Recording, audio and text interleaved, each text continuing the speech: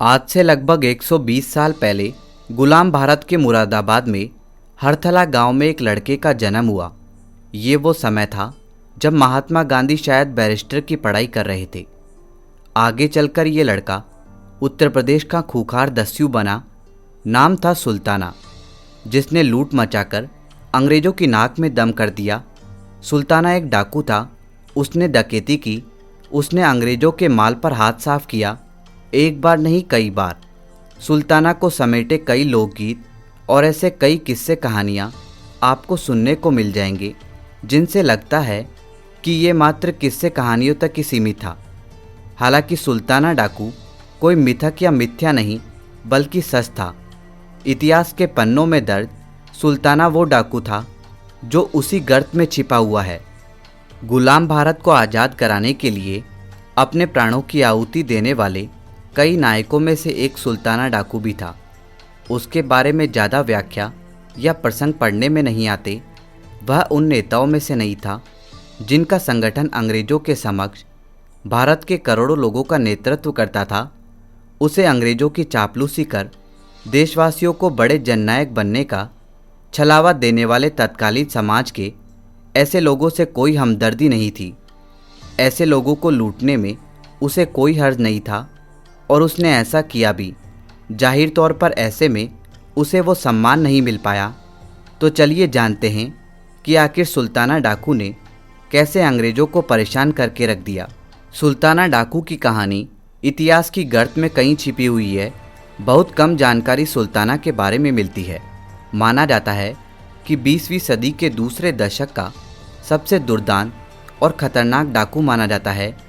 इसे गांव के लोगों के बीच अच्छी खासी लोकप्रियता भी हासिल थी। इसने महाराणा प्रताप के घोड़े के नाम पर ही अपने घोड़े का नाम चेतक रख लिया था। माना जाता है कि सन 1920 के दशक में संयुक्त प्रांत उत्तर प्रदेश को आतंकित करने वाले इस डाकू का जन्म अपराधियों के भाटू कबीले में हुआ था।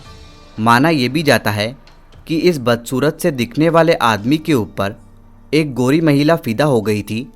वह इसे पागलों की तरह प्यार करने लगी थी। सुल्ताना ने एक डांस करने वाली फुलकनवार नाम की एक लड़की का अपहरण किया था। शायद इसके बाद से इस लड़की का नाम पुतली बाई पड़ गया था।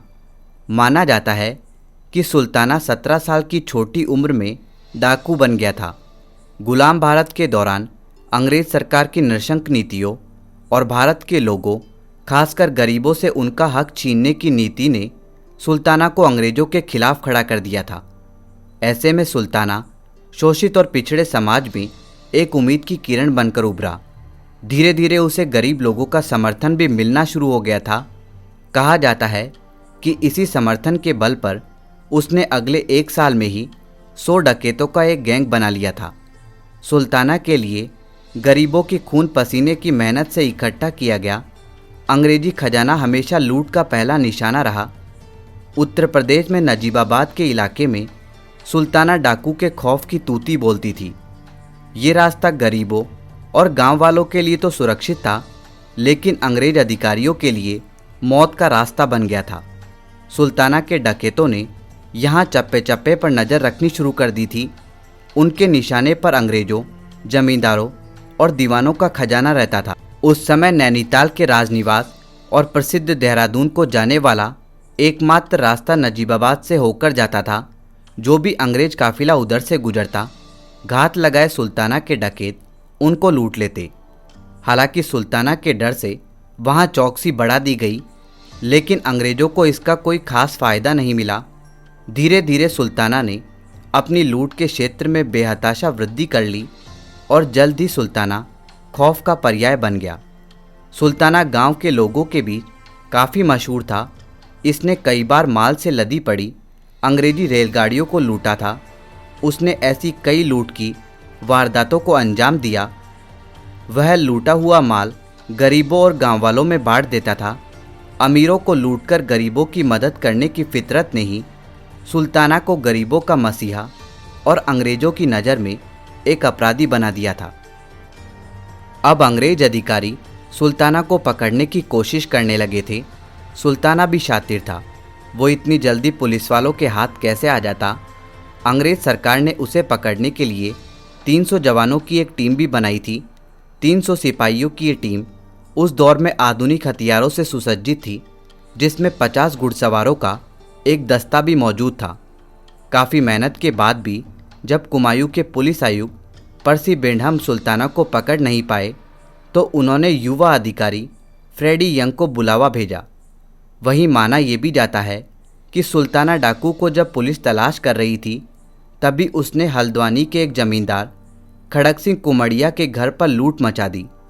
ऐसे में जमींदार खड़क सिंह से भी सुल्ताना ने दुश्मनी मोल ले ली। लूट की ये बात जब फ्रेडी यंग और जिम कार्बेट को पता चली तो उन्होंने खड़क सिंह को भी अपने साथ मिला लिया। ऐसे में फ्रेडी यंग, जिम कार्बेट और खड़क सिंह मिलकर सुल्ताना डाकू को ढूंढने में लग गए। माना जाता है कि बड़ी छानबीन के बाद तीनों ने एक अन्य शख्स तुला सिंह के सहयोग से सुल्ताना डाकू को दबोच लिया।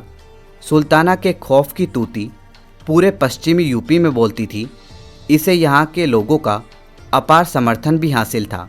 शायद यही कारण है कि कई सालों तक ये अंग्रेज़ों से आंख मिचोली खेलता रहा। तब आयरिश मूल के भारतीय लेखक और एक बेहतरीन शिकारी जेम्स जिम कार्बेट को सुल्ताना डाकू के पीछे लगा दिया गया।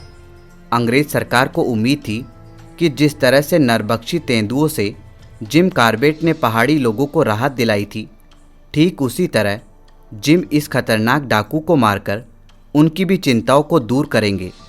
हालांकि ऐसा कुछ भी नहीं हो पाया। ये जंगल का शिकारी इस इंसानी दुनिया के डाकू को पकड़ने में नाकामयाब रहा। ऐसे में सभी लोगों के असफल हो जाने पर विशेष अधिकारी फ्रेडी यंग को जांच में लगा दिया गया।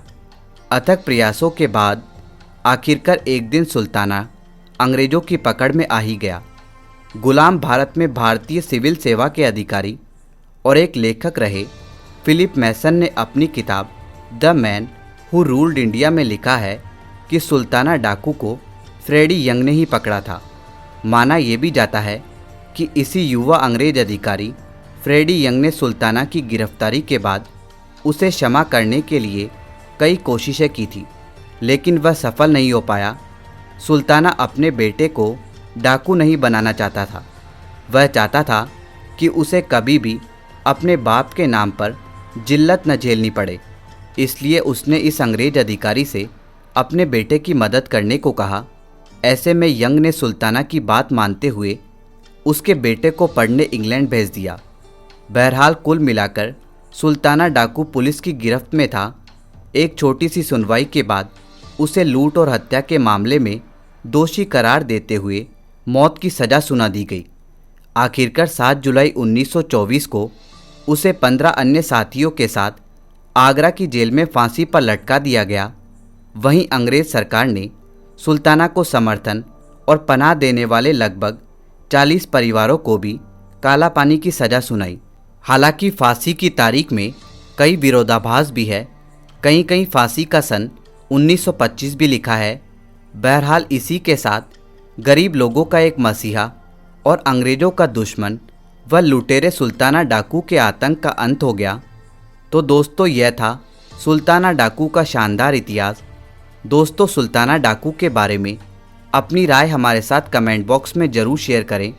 धन्यवाद दोस्तों, इसी तरह के वीडियो हिंदी भाषा में देखने के लिए हमारे YouTube channel the historic Bharat को अभी सब्सक्राइब करें और बेल आइकन का बटन दबा दें, जिससे आपको हमारे लेटेस्ट वीडियो के नोटिफिकेशन सबसे पहले मिल सके। धन्यवाद दोस्तों।